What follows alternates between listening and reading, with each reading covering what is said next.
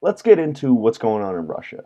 I think we briefly talked about it in a few of the previous episodes, but there's been updates, and I feel like a segment would probably be pretty helpful for us, Zach, because Zach's not a part of us, and you guys. So tune on in. Leave a like, comment down below, and enjoy the video. These special temporary measures help you cope with any urgent and critical situation long after you should have. Gary, I'm leaving you. I invoked the Emergencies Act. But we're pulling up a Guardian article, which the Guardian produces some good content sometimes. Sometimes. But this is about Russia, and it starts off with the heading, with the title, as it always does. Putin chose this war. Biden says as he announces new sanctions. U.S. politics as it happened. We're in it. So today in U.S. politics, that's it from us today in the nation's capital. Here's how the day unfolded in Washington as the world offered its prayers to Ukraine in the face of a full-scale Russian invasion. Oh boy. Biden denounced Vladimir Putin's decision to move forward with the invasion. In a speech at the White House this afternoon, Biden told the nation, Putin is the aggressor. Putin chose this war, and now he and his country will bear the consequences.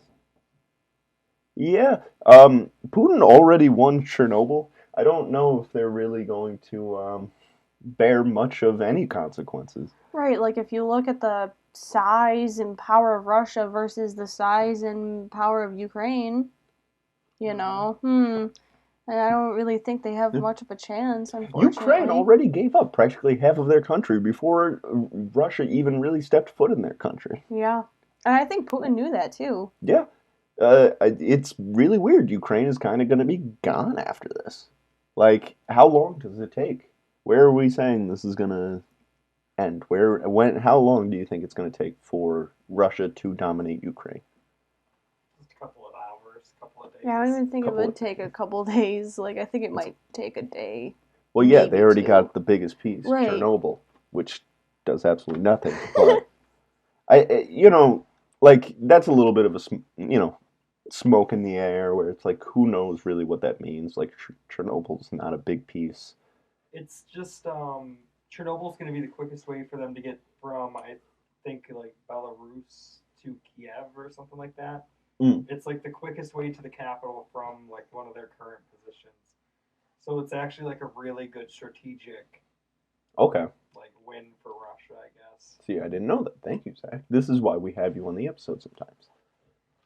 When you're not lazy. Honestly. Yeah. Wait, why was it? We'll get into that. Didn't Trump say something before Biden even went on TV today? Didn't he say something yesterday? Yeah, I'm pretty sure he did. I think I know what you're talking. Do you? I overheard something. So do you remember what he said at all? No, I didn't even see it myself. Biden announced a new round of sanctions. Biden announced a new round of sanctions targeting Russian and financial institutions and elite families. The sanctions call for Sberbank, Russia's largest bank, to be severed from the U.S. financial system, restricting the bank's access to the transactions made in the American dollar. Full sanctions will also be imposed on 4 other financial institutions, including Russia's second largest bank of VTB, freezing all of their U.S.-based assets. Jeez. So that's why I said that I don't think that we're really out of this war. Just because we haven't fought yet, this is a wartime move. We clearly intervene already. Exactly. That's what I'm saying. We've already put people in a position to make moves that will piss some people off, especially in Russia. Yeah. And we're also not really the sanctions will help Ukraine in some ways, but they're pissed that we haven't taken Russia out of SWIFT yet. And that will automatically put us in the war because Russia will they'll probably attack us in some way. They've got access. Oh, yeah. They've also, just wait until gas prices are around us $5. And we live in Buffalo, where it's supposed to be pretty cheap. So Yeah, it's almost 4 right now. it's not good. It's not very pretty, and this is going to be pretty bad for us in many ways. So many ways. And we're getting involved, and I hope we don't send troops because we don't belong there. We don't belong anywhere near the Russian fight, anywhere near. This isn't our fight. No, I don't think, personally. no. And at the end of the day, we pretty much know, unless we step in and make it our fight, Ukraine will pretty much be Russia. So, we're kind of at the point where we're balancing, is that better? And maybe. It might make it easier for us to get oil since Biden didn't allow us to have the Keystone. Now we've got to get their oil, so it might make it a little bit easier for us. Possibly. There's not much positive to this. There's not much positive to anything that's going on. It's like definitely what we don't need right after a pandemic and all the things we went through there. Now it's just one emergency to another. Oh, but don't you know the best way to restore an economy to the Democrats is obviously a war? It's just dumb. Like, do they not see the comparison of, when they cried that Trump was gonna start World War III? Well, look at this. Right. Your president literally is. Yep. He's getting us involved. He actually is. Yep. And I don't think that this measure will really. I think Biden in some ways thinks that he's kind of kneecapping Putin, but I don't think that's really what we're doing at all. This seems very diplomatic. Yeah. And the gift that Biden gave him at the beginning of his term with the fucking whatever, the Nord Stream 2 pipeline that they're building in Russia. Yep. Why are there no sanctions to stop that? Why don't you say, okay, Russia, if this is how you're going to be, then we're going to shut down your pipeline and reopen ours here? Yep. Like, why aren't we doing that? That seems like a much better idea, and it would satisfy gas prices in a lot of ways. You mean a more logical a more logical solution? No, we're actively leaning into it. Yeah. We're actively we want this to escalate. We want this to happen. Because this is how they fix their economy. This is how we keep Hunter Biden's secrets a secret from Ukraine.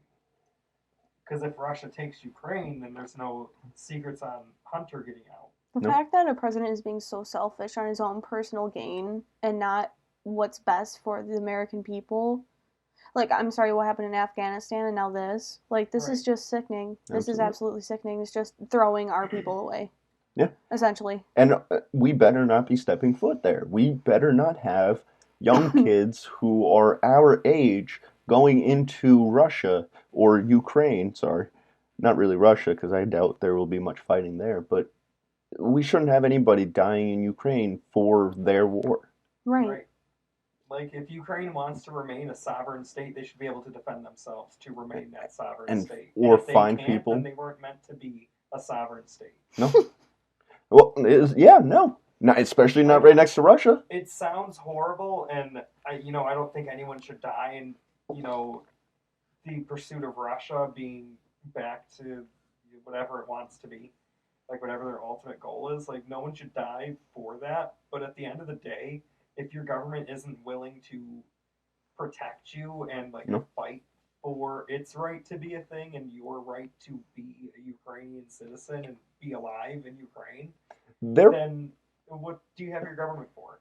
They're practically acting like Afghanistan's government right before the Taliban took over. Yeah. They don't have much force. They need us. That's the only way that they'll survive, and it's kind of turning into another Afghanistan situation. It is. And it's going to be us fighting against Russia this time, not the Taliban. Right. It's not a bunch of people in caves. No. Like, this is an actual military. With supposed nukes and weapons that can alter certain things. And World War III might get nuclear if we do turn to fighting. Good thing we played Fallout 4. Got that right. We'll know how to garden our tomatoes. You know how to fend off rad roaches. We know how to deal with bandits and all that other stuff. There you go. So you guys will be the protection. I'll be the one in charge of the Bitcoin collection.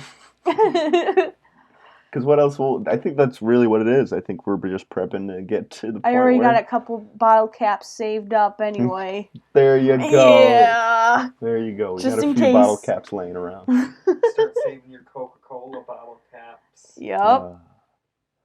Biden did not call for Russia to be banned from the SWIFT banking system, and he is not issuing direct sanctions on Putin, as some lawmakers have called for. Biden said some European leaders do not support cutting off Russia's access to SWIFT, and he claimed direct sanctions on Putin were still possible, although he did not explain why he is not taking that step now. Vagina? Right. Biden isn't a man of action, he's a man of words. He'll say that he'll do all this stuff, but he never actually will. No. If you want proof, look at Afghanistan, look at the student loans. He said he was going to cancel all student loans, and yet here we still are. Idiots vote for idiots. Yep. He's just... empty promises. I don't think there are too many people in this world that really pay attention to just how corrupt this guy is. I don't think anyone really pays attention to... Period. Yeah. There you go. Just No, stop that's right fair. there. They don't pay That's attention. very fair. But it's just... this is just corruption. This is just terrible, terrible schemes. What it is people no longer vote based on like what policies they have. It's, well, I just didn't like the last guy, so I'm going to vote for anyone that isn't him. It's become a popularity contest, and that's exactly what it never was supposed to be. It shouldn't be.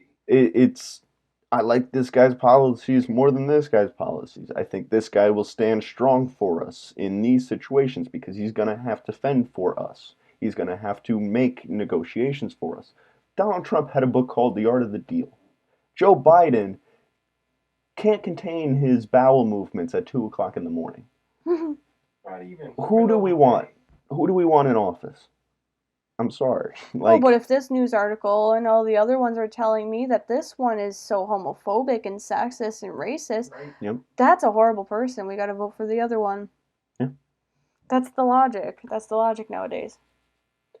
And it's just... It's literal kid logic. It's not even adult stuff. Because that's where I was mentally when I was a kid. Like, I grew up. I don't know how anybody else can't, but here we are. But you grew up and you learned that there's other information for you to reach. Yeah. For you to find.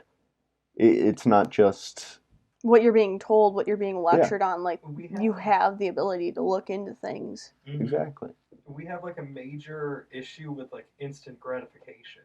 Absolutely. Like, if it's not right in the headline or in the first article that I read from this news source that I only go to, the only news source I go to, then it can't be true.